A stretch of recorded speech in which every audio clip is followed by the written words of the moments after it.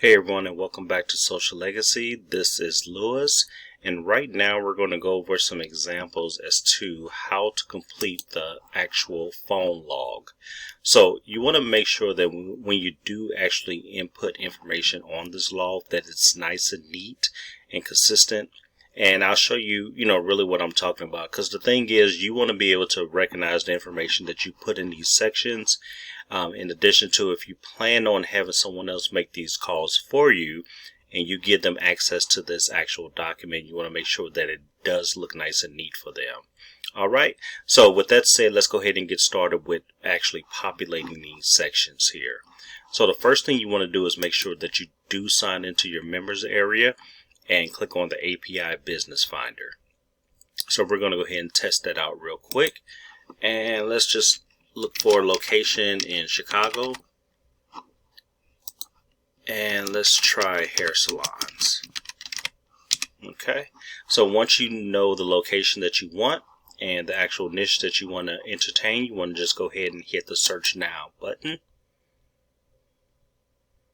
And of course we got a bunch of different ones that actually populated here, so we're just going to go ahead and pick one at random here. Let's go ahead and go with this one.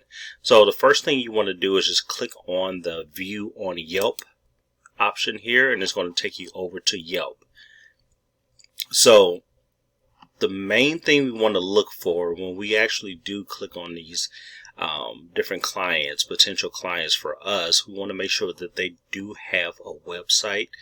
And that should be on the right hand side here. We want to make sure they do actually have a phone number as well. And if you scroll down here, it's always good if they have an about section that actually lists the person's name and the owner or manager of that particular location. Okay, so if you can just kind of spot check that just to make sure that all that information is there before continuing, that'll be great. And you also want to make sure that the business is still up and running and functional. So you kind of want to look for signs of it being closed. And usually companies that are still on Yelp are still open, but kind of look around. If there's any kind of signs of no activity, you want to make sure that you do spot that as well. So once we do find one that we want to work with, the first thing we want to do is make sure that our bot is actually going to work on their site. And what I mean by that, all the bots will work on any site, but we want to make sure the free demo that we're showing them is going to instantly work without us getting access to their website. So in order to do that, you want to make sure that you come over to the tutorial section here, and you want to just copy this link all the way up to this section here. So we're going to right click that and hit copy. And I'm going to open up another tab here, and I want to paste that in here and just hit enter. Okay, so as you can see, you'll see our bot here on the bottom left hand side, and you won't see anything in the background yet. So the first thing we want to do is go back to the Yelp page and just copy their domain name. Just right click, copy that, and go back to this page where our bot is at, and we just simply want to paste that right after this dot here. Paste that there and just hit enter on your keyboard.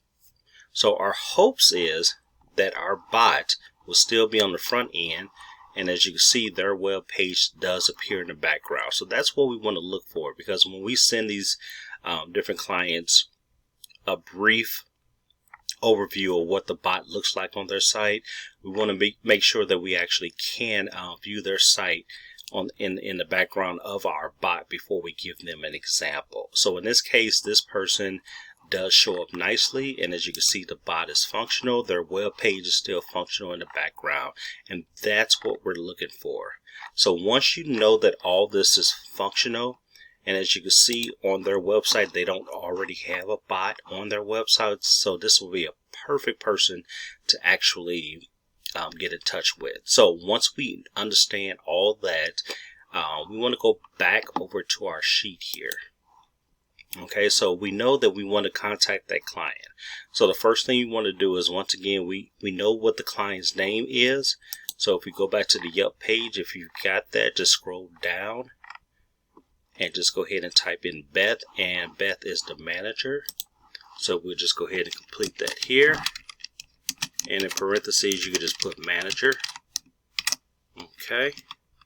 The contact number, if you scroll up, see everything is all on this Yelp page here, or you can even go back to your actual section here where you originally clicked on that location, and you have the number right here as well. I think this is the same number. See, 1700. Yeah, it's the same number there. So all that information should be the same. The only thing you don't have within this search criteria of your back office is the name of the actual owner, but that's not a huge deal because we can get it on the actual Yelp page. So you want to just go ahead and you can either copy and paste the number,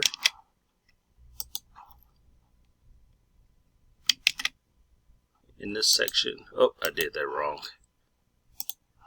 So we know the numbers. Let's see, 314-224-1700, correct. So you want to make sure all the data that you're putting in there is correct. So this is what I mean by being neat. So if you just go in here and just, like, if I would have stuck with that, copy and pasted, as you can see, it just messes up the format if you don't highlight the correct information. So you want to make sure, even if you have to type it in yourself to make sure everything is consistent, then go ahead and do that.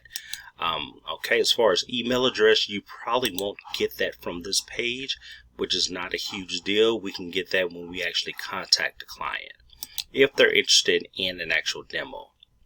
Company name, in this case, the name of the company was Epcot Studio Salon. Salon. So we go ahead and type that in here. And as far as the domain name, of course, we know that is right here. So that you could just copy and paste that, or you could once again just type that in here. All right. And as far as the business niche, you want to just go ahead and select the category that best fit that actual company, which in this case we'll go with the personal care, hairdressing. And if you scroll down here, you have the nature of the discussion, which would be in our case the chatbot. And that's pretty much it. So basically what you want to do is all these different sections that we completed, that I just completed here, is what you want to complete before you actually submit this to an outsourced person, or even for yourself.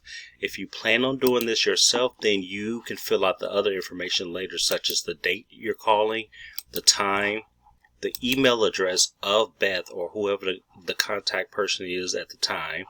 And the only thing else is if there's any kind of notes, you can fill that out, and whatever action is going to be taken. In other words, if they decide to go ahead and receive the 7-day trial, you just go ahead and select that option. If they are not interested, basically just select the appropriate category. In this case, it'll be client rejected offer. So this initial contact with the client is a cold call. In other words, they don't know that you're going to be calling them. So you don't want to come off as a sales type person. You pretty much want to just offer them a demo of the actual bot on their website without getting any kind of technical information from them. So by doing this test that we originally did to make sure that the bot does work on their site, this would give us a good example to where, hey, we don't need anything from you other than your permission to send you an email of our bot as a demo on your website. So they'll be pretty impressed with that, because they'll most likely they'll be thinking that, how are you going to do this without me giving you any kind of technical data? So in this case, this would be awesome. You don't have to come off as a salesperson. You just offer them this free trial run for 7 days.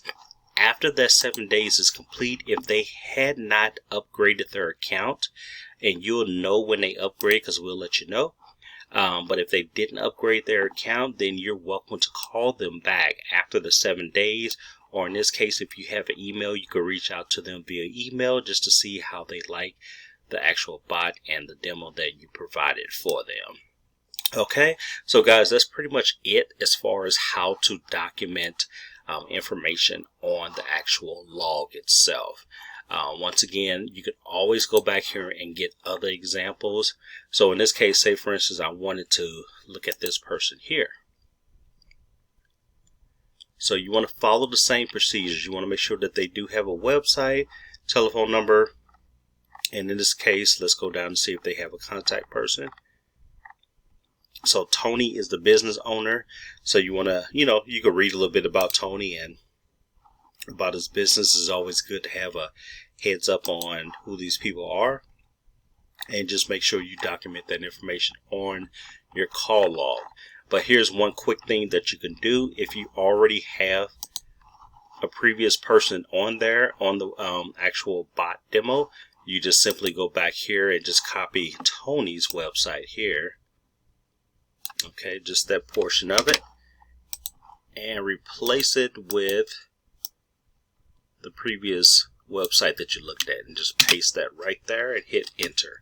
So we're hoping this Gordon Salon will show up after our bot here, and as you can see, it is showing up. So here's another good client you can actually contact. Let's see if they have a bot actually on their site. They don't have a bot on the front end. They do have certain sections to where you can book online and call to book an appointment, but that doesn't mean that they couldn't use a bot like ours to be more personalized as far as the conversation that they have with their visitors and their leads that may visit their website. So what we'll do is just customize the bots for whatever category that you actually pick. We'll customize those particular bots to fit that company's website. So you won't, this is just a test for you. They won't actually receive this one. So if it's salons, they'll actually receive a bot catered to salons. So if you go back to your actual niche here, you'll see all the different categories that we do have for bots. So basically, you just pick which one you actually want to work with. So if it's hairdressers, salons, then you want to stick with that category. Just come up with a bunch of them here. If it's, let's see, let's pick another one here. If it's legal, like attorneys or something like that, you can go ahead and stick with that as well. Or you can mix it up and just have different categories. But just know that these are all the bots that we do have, and we will cater those demos to these particular niches that we have here. So just make sure you do let us know which category it is that this company actually falls under. Alright, so that's pretty simple, guys. Let's see, I don't think I missed anything else. But the main thing is you want to make sure, once again, that these forms are nice and neat, because if you do plan on outsourcing it, and we do have several different names of people that you can go to make these calls for you, these calls can be made for you, but these are going to be your clients. So they're going to be referred right back to you. So if it's a success that a caller has on your behalf to send them that demo, they're going to go back to your landing page. So you can actually receive the credit for that particular client. All right.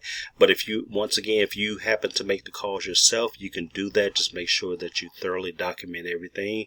If a person does not respond to you and you want to take them off the list, just wipe them off and go on to the next one. That's the beauty about this search engine here. You have a plethora of different places. You don't have to stick with the area that you live in. You can go outside your area to reach out to these people. Okay, so guys, that's pretty much it. If you have any questions, once again, just reach out to me. And this is Lewis, and I'll see you in the next video. Bye-bye.